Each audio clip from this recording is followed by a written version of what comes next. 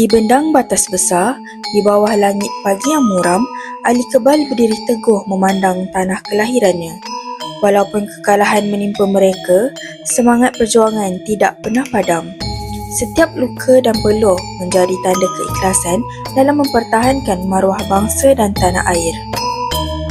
Peperangan di bendang batas besar berakhir dengan kehilangan besar.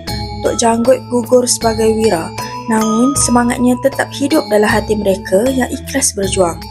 Ali menggenggam tanah berlumur darah sahabatnya, berjanji untuk tidak menyerah walau nyawa menjadi taruhan. Ali, Awang Teleng dan Mat Saman kini menjadi buruan, namun hati mereka tidak gentar kerana perjuangan bukan untuk diri sendiri. Mereka tahu perjuangan yang ikhlas menuntut pengorbanan yang besar. Di pondok terpencil, mereka merancang tindakan berani untuk menentang penjajah. Tiada ganjaran yang menunggu, hanya keikhlasan yang mengalir dalam dada untuk membela tanah air dan maruah rakyat Kelantan. Dalam kegelapan malam, keikhlasan mereka diuji. Dengan keberanian luar biasa, Ali mengetuai serangan terhadap rumah pasung Inggeris di Pasir Putih. Mereka sedar nyawa mungkin melayang, namun demi kebaikan rakyat, mereka rela berkorban. Dalam pertempuran itu, Saleh terkorban.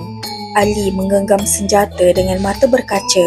Keikhlasan sahabatnya menjadi pengingat bahawa perjuangan ini bukan untuk kemegahan, tetapi demi sebuah kebebasan yang hakiki.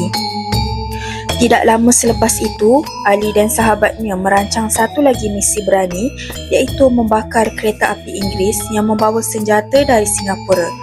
Setiap langkah diatur dengan penuh keikhlasan tanpa rasa takut terhadap risiko maut. Letupan menggempita malam sunyi, namun Ali tidak menoleh ke belakang. Setiap tindakan yang dilakukan hanyalah demi rakyat, bukan untuk sanjungan. Keikhlasan memberi mereka kekuatan untuk bertahan. Kejar mengejar di antara hutan dan sungai menjadi bukti bahawa keikhlasan tidak mengenal lelah. Mereka tahu perjuangan ini belum selesai, namun semangat mereka tetap membara demi tanah air. Dalam keheningan gua, mereka merenung perjuangan yang panjang. Keikhlasan hati membuat mereka tabah walau dunia di luar terus memusuhi. Mereka percaya perjuangan yang ikhlas pasti membuahkan hasil. Dari puncak bukit, Ali menatap kampungnya. Setiap perjuangan yang dilalui bukan sia-sia kerana ia lahir dari hati yang ikhlas. Keikhlasanlah yang menjadikan seseorang wira sejati. Langit jingga menjadi saksi langkah terakhir mereka meninggalkan hutan perjuangan. Tiada tepukan, tiada ganjaran, hanya ketenangan hati yang ikhlas berjuang demi rakyat dan tanah air. Keikhlasan menjadi kekuatan abadi yang menghidupkan semangat wira.